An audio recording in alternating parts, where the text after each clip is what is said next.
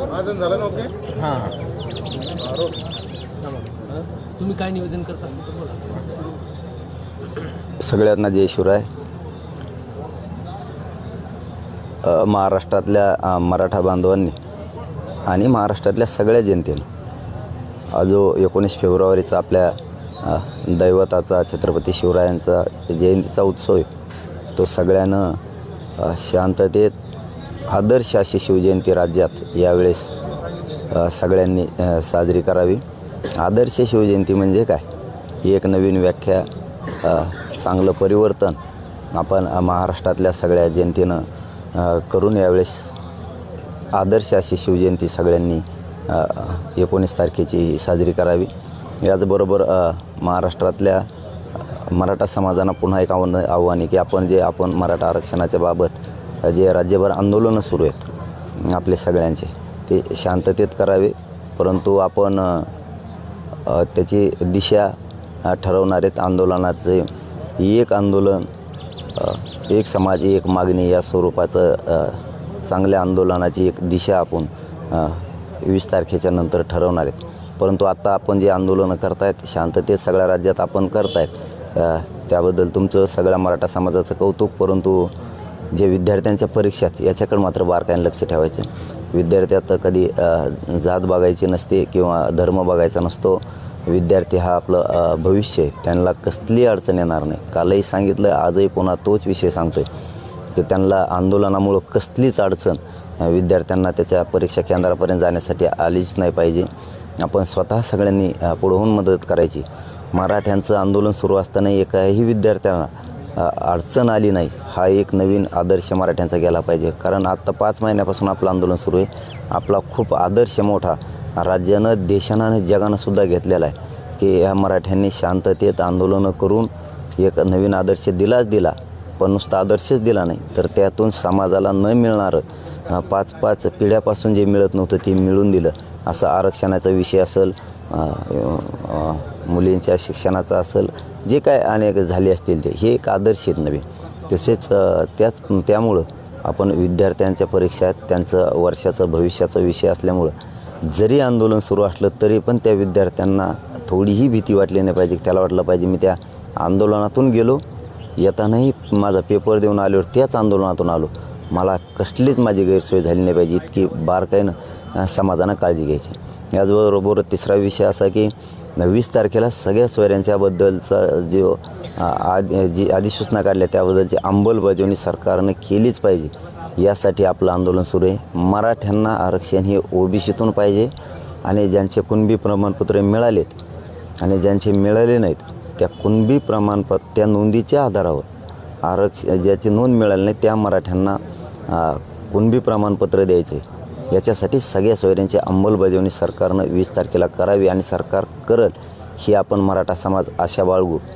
जर 20 तारखेला त्यांनी सगळ्या सोयऱ्यांची अंमलबजावणी नाही केली, कारण जो मागासवर्ग आयोगानं अहवाल दिला त्याबद्दल तर कायदा पारित होणारच आहे, त्याबद्दल तर कौतुकच आहे. महाराष्ट्रभर मराठा समाज त्याचा आनंदही व्यक्त करणार आहे. ते 150 लोकांना लागतं आहे त्यामुळं त्याचाही आनंद महाराष्ट्रातल्या गोरगरीब मराठ्यांनी त्या ज्या लोकांना पाहिजे होतं त्यांना मिळवून दिलं आहे त्याबद्दल मराठा समाजही राज्यभर त्याचा आनंद व्यक्त करणार आहे, त्यात दुमत नाही. परंतु खरी लढाई मराठा आरक्षण हे ओबीसीतून मराठ्यांना पाहिजे आणि नोंदी न मिळालेल्या मराठ्यांसाठी सगळ्या सोयऱ्यांचं अध्यादेश काढलेला अधिसूचना काढली त्याची अंमलबजावणी 20 तारखेला झाली पाहिजे.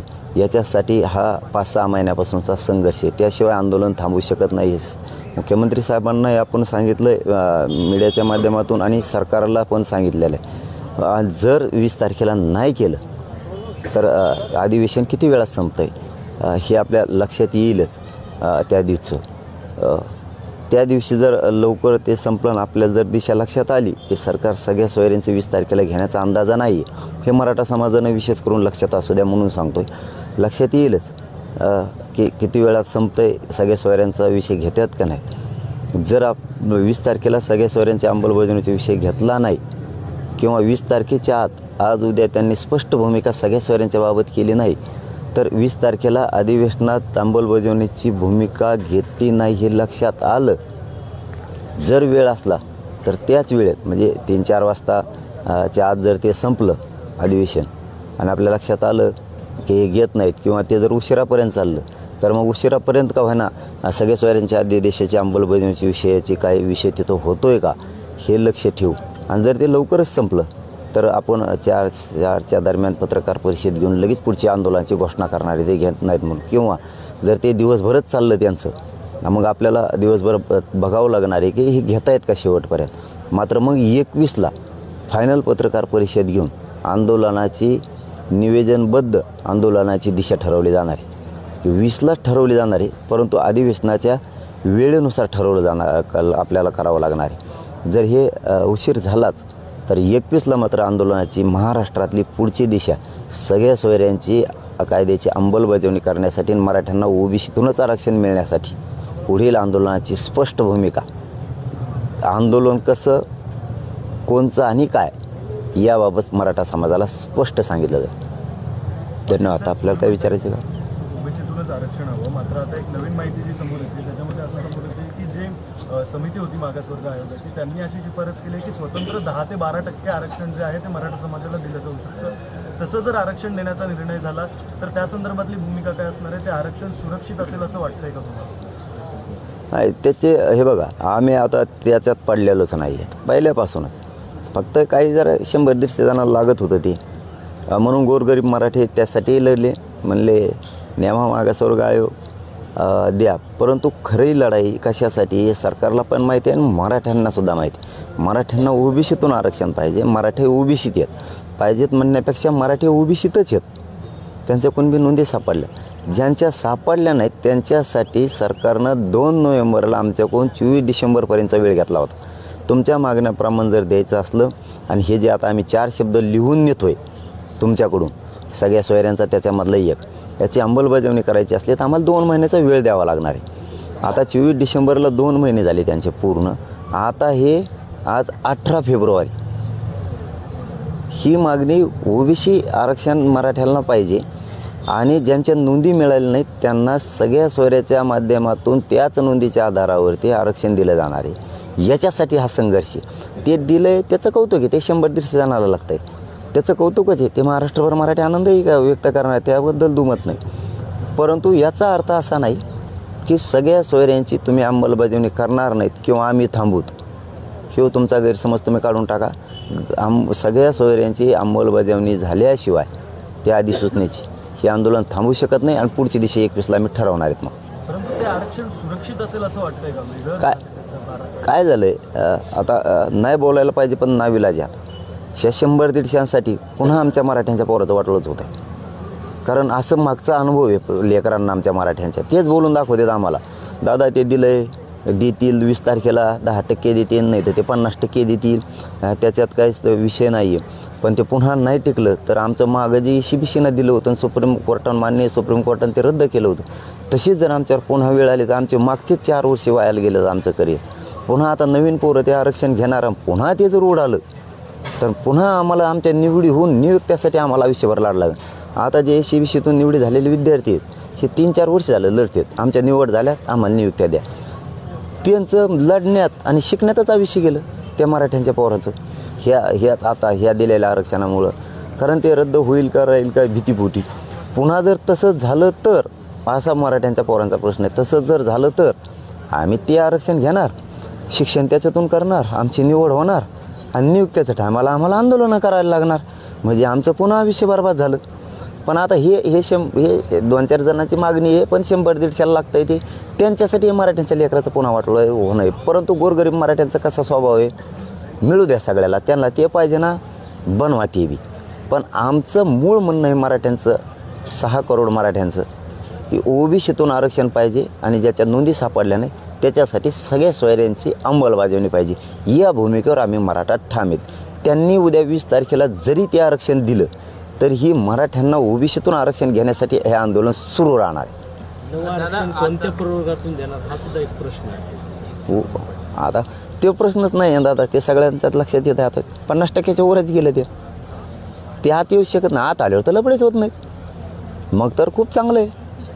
50%चं आता आरक्षण 50%चं आता आरक्षण येऊच शकत नाही. ते पहिलेच 62 झालं आहे. आता हे किती देतात आणखीन माहीत नाही. त्याची वर्गवारी कशी केली त्यांनी मराठा समाजाची, त्यामुळे ते 50% वरच जाणार आहे. पहिलेच 62 आहे, हे किती टक्के देतात ते 50% वर गेलंच. परत ती चॅलेंजचा विषय आलाच. परत मराठ्यांना पुन्हा पोरांना लेकराला आमच्या आहेत पुन्हा तेच पाडे मोजायचे. आरक्षण घ्यायचं, शिकायचं, नोकरीला म्हणजे निवड झाली, नोकरी लागायच्या टायमाला त्याने आंदोलन करायचं मग नियुक्ती द्या म्हणून. कारण ती अनुभव आहे पोरांसमोर उभ्या, महाराष्ट्र बघतोय देव. मागचं ECBCचं आरक्षण मान्य न्यायालयानं हेच आरक्षण रद्द केलं. पोरं आणखीन 4 वर्ष झाले ते लढते आत्तापर्यंत. आजही लढतात, आत्ताही आजच पायदलला पोरं आहेत. काय अर्थ आहे? हे अर्थहीन गोष्ट थोपवण्याच्या. आता काय असतं, त्या 5-7 जणाला ते थोपवायचं आहे मराठ्यावर आणि ते 100-150 जणाला घ्यायचं. पण आता ते त्याला नाविलाज आमचं दिलंय, ते घ्या आता नाविलाज. शेवटी काय मोठ्याल्या घराण्याचं ऐकायला लागतं दादा. सरकार बळी पडतं असं नाही म्हणता येणार. मोठ्याल्या घराण्याचं ऐकायला लागतं. असं आहे, गोरगरिबाला 5-5 महिने लढायला लागतं. मोठ्याल्या घराण्याला सहज बोललं तरी मिळतं आहे काही बी. ही आणखीन दरीच आहे. पण सामान्य मराठे उलट त्यांच्यासाठी लढले. घ्या तुम्हाला ते घ्यायचं तर, पण आमची लढाई आमच्यासाठी सुरूच आहे. हो, हे सत्य शब्द आहे. आमची लढाई आमच्यासाठी सुरूच आहे. गरजवंत मराठ्यांची, गोरगरिबांसाठी लढाई आमची सुरूच आहे. आम्हाला कुणबी प्रमाणपत्र ज्या नोंदी मिळाल्या ते पाहिजेत, आणि ज्यांच्या नोंदी मिळाल्या नाहीत त्यांना त्यांच्या आधारावर, त्या नोंदीच्या आधारावर सगळ्या सोयऱ्यांची अंमलबजावणी पाहिजे. आणि हे सरकारनं कबूल केलेलं आहे. हे सरकारवर आम्ही त्या 2-4 जणांसारखं थोपीत नाही आहेत. हे सरकारनं कबूल केलेलं आहे. सगळ्या सोयऱ्यांची अंमलबजावणी करण्यासाठी आम्हाला 2 महिन्याचा वेळ द्या. 24 डिसेंबरला 2 महिन्याचा वेळ झाला, आज 18 फेब्रुवारी.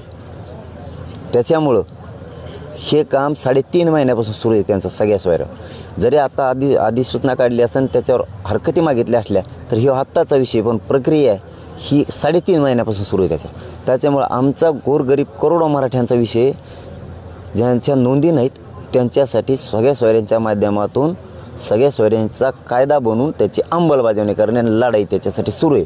जर तुम्ही ते 20 तारखेला दिलं नाही तर आम्ही 20लाच एखाद्या वेळी डिसिजन घेऊ. पण जर त्या अधिवेशनाला वेळ असला, पुढं रात्री बोलतेत का बाबा, रात्रीतून का व्हायना, आम्ही गोरगरीब आशावादी येतो बाबा. काय सांगावं, आम्हाला लढूनच मिळायला लागतं. आम्हाला कष्टकऱ्यांना, गोरगरीब मराठ्यांना आम्हाला लढूनच मिळावं लागणार. अशा ठेवावं लागेल. आता बोलते 1 घंट्याने बोलते, 15 मिनिटांनी बोलते, एखादा साहेब आपल्या बाजून ठेवले. साहेब करून ठेवलेत ना आम्ही. काय सांगावं तुम्हाला, आम्ही प्रत्येक मतदारसंघात 10-10 साहेब करून ठेवलेत, प्रत्येक तालुक्यात. लय अवघड आहे आमचा खेळ. साहेब बोलून का एखादा, त्याची वाट बघून जर झालं 20पर्यंत तर ठीक, पण जर 20च्या आत ते नाही केलं तर 21ला आमचं आंदोलन जाहीर झालं म्हणून समजायचं, सगळ्या सोयऱ्यांची अंमलबजावणी करण्यासाठी. दादा, आज 9व्या दिवस आहे. 9व्या दिवशी सुद्धा राज्य सरकारनं कुठल्याही म्हणजे त्यांच्या शिष्टमंडळानं तुमची चर्चा केली नाही, जशी मागच्या वेळेला करत होते. यावेळेला काही चर्चा वगैरे होताना दिसत नाही. गरीब मराठ्याचं आंदोलन आहे भाऊ हे. इथं श्रीमंताच्या दखली घेतल्या जात्या. 4-5 जण बोलले, त्याच्यावर आरक्षण ठरते, त्याच्यावर दिशा ठरती. 150 लोकांवर सगळं ठरते. सामान्याला आम्हाला लढत लागणार आहे. पण सामान्य 150चा तांगा कुठं जाईल, चाकं नाही सापडणार त्यांच्या तांग्याची. आणि जरांगे पाटलांना आमचा पहिल्यापासून पाठिंबा आहे, मात्र त्यांनी राजकीय स्टेटमेंट टाळावे असं पद्धतीचं वक्तव्य नितेश राणेंनी केले. नाही, ते संपला विषय माझा त्या दिवशी. हो, ते विषय मी ताबडतोब सोडून दिला. आपण ऐकायच्या बी काही मर्यादा असतात. ऐकायचं तोवर ऐकलं, शेवटचं सांगितलं, आता बोलले की भाऊ. पाटील साहेब, ती अधिसूचना जी काढली आहे आपण भाषेच्या आंदोलनानंतर, त्याच्यामध्ये पुरुषसत्ताक पद्धतीनंच दाखले दिले असं म्हटलं. तुम्ही जे म्हणताय मातृसत्ताक पद्धतीने दिली आहे, त्याचा त्या अधिसूचनेत पण उल्लेख नाही. आणि सगळ्या सोयऱ्यांबाबत पण त्यांनी असं म्हटलेलं आहे की जी तुमची स्वजातीय लग्न होतील त्यांनाच फक्त आम्ही ते सर्टिफिकेट दिलं जाणार. तुम्ही आता ती अधिसूचना जरी लागू केली तरी ज्या पद्धतीने तुम्ही म्हणता की मातृसत्ताक पद्धतीने पण मिळालं पाहिजे, तर त्या अधिसूचनेत त्याचा उल्लेखच केलेला नाही. व्याख्या सगळ्या सोयऱ्यांची अबकडमध्ये होईल. कारण तुम्ही हरकती मागायला नव्हत्या पाहिजे. मग तुम्ही हरकती मागितल्या नसत्या, मागितल्या तर तुमच्या त्याच्यावर चाललं असतं. तुम्ही हरकती मागितल्यात, आता अबकड होणार त्याच्या व्याख्याची, कारण आमच्या व्याख्या आहेत. त्यामुळं ज्या मराठ्यांच्या नोंदी कुणबी म्हणून सापडल्या नाही त्यांना सगळ्या सोयऱ्यातून महाराष्ट्रातल्या घराघरातल्या मराठ्यांना मिळाला. सगळ्या सोयऱ्यातून अधिसूचना काढली, याचा अर्थ त्यांना द्यायचं होतं म्हणून काढली. या उद्या देणाऱ्या आरक्षणाचा आणि याचा काही संबंध नाही. हे वेगळा वेगळा विषय एकदम. हेही याच आंदोलनाने दिले, ते जगजाहीर सगळ्या राज्यालाही माहिती. ज्याला घ्यायचं ते घ्या, जोर जबरदस्ती नाही. परंतु त्यांनी सगळ्या सोयऱ्यांचा त्यांनी शब्द दिल्यामुळं त्यांना त्याची अंमलबजावणीच करणं आहे आणि ते 100% करतील. आणखी नाही शिंदे साहेबांवरती, फडणवीस साहेबांवरती विश्वास आहे. शिंदे साहेब 100% त्याची अंमलबजावणी करतील. नसता 21ला घोषणा झाली, जर अधिवेशन लवकर उरकलं त्यांचं तर 20लाच घोषणा आंदोलनाचे करणार आहेत आम्ही. आणि जरा उशीर झाला तर आम्हाला वाट बघायला लागते, कारण गरीब लोकांचं आंदोलन सुरू आहे. गरिबाचं लवकर नाही ऐकलं जात. त्याच्यामुळं गरीब बी काय करू शकतात, गरजवंत मराठी बी काय करू शकतात, यांना एकदा आंदोलनाची घोषणा झाल्यावर कळलं. राज्य सरकारनं अधिसूचना काढली, जर 20 तारखेनंतर सगळी सोयरे शब्दाची अंमलबजावणी झाली नाही तर याला पर्याय म्हणून कोर्टामधून सुद्धा दाद मागता येईल का? आम्ही आमच्यावरती विश्वास ठेवतो आहे. न्यायालयाकडे जाण्याचा विषय आत्ता नसतो आहे, कारण ते अधिसूचना आहे. न्यायालयाकडे जाण्याची प्रक्रिया आत्ताच नाही, त्या अधिसूचना आहे. आम्ही लोकशाहीनं कायद्यानं जो अधिकार दिला आहे, आपण मागणी करू शकता शांततेत, त्या पद्धतीनं लढण्यावर आमचा जास्त विश्वास आहे. आणि अधिसूचनेला आत्ताच तिकडे जाता येईल. सध्या अजित पवार असं म्हणाले की मराठा आरक्षणाचं बिल अधिवेशनात 2 दिवसात आणणार आणि बहुमताने पार पाडणार. पाडतील ना, कोण नाही म्हणलं. आम्हाला माहीतच आहे ते पाडणारच आहे, ते पाडणार बी आहेत. हे बी पार पाडा तेवढं. सगळ्या सोयऱ्यांचं बिल पार पाडा, बिल काढा, काहीतरी काढा. तुम्हाला त्यातलं बऱ्याच गोष्टी माहिती आहेत, काढा. आता आरक्षणावरती बरेच अभ्यासक जे होते ते बी आता त्यांच्याच फळीकडून तिकडूनच येत, सरकारच्या फळीकडून म्हणतो मी. त्यांनी बी आता अगोदर ते सांगत होते आरक्षणाच्याबद्दलचं, आमचं होतं तेव्हा असं होतं, तुमचं आल्यावर असं झालं. आता आहेत तुम्ही बी, सांगावं आता. हे बी बिल पारित करा सगळ्या सोयऱ्यांचं. आता हे बी तुमच्याच मराठ्यांचं आहे ना, ते तुम्ही मराठ्यांसाठी आणता, हे बी मराठीच आहेत ना सगळ्या सोयऱ्यातले बी. हे बी पारित करावं. समाजाला आनंद होईल की तुम्ही या सगळ्या सोयऱ्यांच्याबद्दल बहुमतानं आवाज उठविला आहे. त्याच्यात विशेष अधिवेशनात जसं तुम्ही एक बहुमतानं पाडणारे म्हणताय, कायदा पारित करणार आहेत तो, तसं हाही बहुमताने करा ना. समाज डोक्यावरच घेईल, पण करोडो डोक्यावर घेईल, 100-150 घेतील. बबनराव तायवाडे असं म्हटले, त्यांची प्रेस झाली आता की जरांगे पाटील यांनी काल आम्हाला विरोध करतील, त्यांची वंशावळ संपून टाकू, राजकीय कारकीर्द बदनाम करू अशी भाषा वापरली जाते, योग्य नाही. आणि पोलिसांनी याची दखल घ्यावी, त्यांच्यावर गुन्हा दाखल करून त्यांना अटक करावी अशी आमची मागणी आहे. बबनराव तायवाडे त्यांना बी काही कळणार का आता, त्यांचा काय विषय याच्याशी, त्यांचा याच्याशी काय विषय त्यांचा. आम्ही तर त्यांना तायवाडे भाऊ म्हणूनच बोललो होतो आत्तापर्यंत. आणखी नाही क्रॉस शब्द केलेला नाही एक बी त्यांच्या विरोधात. त्याच्या केला त्याला नाही सोडलं आणि सोडणार बी नाही. हे दुसऱ्याचं भांडण हा बघ असं विकत घ्यायचं मग मोग, त्यांचा काय संबंध याच्याशी. करा गुन्हा दाखल, काहीतरी बोलायचं उगा आपलं. आणि जर बच्चू कडू यायचंय, बाकी नेते यायचं, चर्चा करायचं, यावेळेस बच्चू कडू पण येत नाही आहेत. आता 9 दिवस झाले तुम्ही चर्चा करायला पुढे येत नाही. काय वाटतं सरकारचं काय चाललंय? काय माहीत बा, ते पहिल्यापासून होते. आता मी कसं सांगू, ते नाही आले हे मला कसं सांगताय. पहिल्यापासून तर तेच होते, ते आले नाहीत कसं मी कसं मला कसं. आणि आता कुठे विश्वास गेला म्हणलो होतं आम्ही कवा. जे येईल त्याचं स्वागतच केलं आहे मी प्रत्येक वेळेस. आम्ही कुठं आता म्हणतो त्यांचा विश्वास गेला. आता ते का नाही आले ह्या प्रश्नाचं उत्तर फक्त माझ्याकडं नाही. तुम्ही चर्चेला आले तर तुम्ही बोलू इच्छिता किंवा चर्चेची दारं खुली आहेत आता? कुणी आलं तर सगळं मोकळंच आहे. मी म्हणतो कड्याच मोड्यात आमच्या दाराच्या उघड्याला बंदाला काय कड्यात नाही राहिल्यात. कुणी आलं तरी बोलत होतो आम्ही. चलो धन्यवाद. देवेंद्र फडणवीस म्हणतात की 67च्या नोंदी असलेल्या अगोदरच्या त्यांनाच आरक्षणाचा लाभ, याचा अर्थ कसा हे करतात? कोणच्या हरच नवीन जे आता ते आयोग नेमून जे आपण आरक्षण देणार आहोत त्यांनाच याचा लाभ होईल, त्यांच्या नोंदी नाही आहेत समजा त्यांच्या. या वाक्याचा तुम्हाला काय अर्थ जाणवतो, असं का म्हणतो? आपण त्याच दिवशी सांगितलं ना मग. शिंदेसाहेब म्हणले ज्यांच्या नोंदी मिळाल्यात त्यांना कोणी प्रमाणपत्र दिले जाणार आहेत आणि ज्यांचे मिळाले नाहीत त्यांच्यासाठी आरक्षण आहे. आपण त्याच दिवशी फेटाळा दिवशी. आणि अधिसूचना कशासाठी काढली? सगळ्या सोयऱ्यांसाठीच ना. फडणवीस साहेबांना माझी खरोखरची विनंती हे बघा, वैचारिक मतभेद ही वेगळा भाग, परंतु सरकार आहे, शेवटी सरकारला जनतेला भांडावंच लागणार आहे, त्याच्याशिवाय जनतेला मिळणार नाही. त्यांनी सगळ्या सोयऱ्यांचं, कारण त्यांचेसुद्धा 2 मंत्री होते आणि त्यांचे 1 मंत्री तर 5 महिन्यापासून याच्यातच आहेत, म्हणजे जी रिअलिटी. त्या टोकाला जायचं ठरलं तर आमच्याकडे सुद्धा पुरावे आहेत.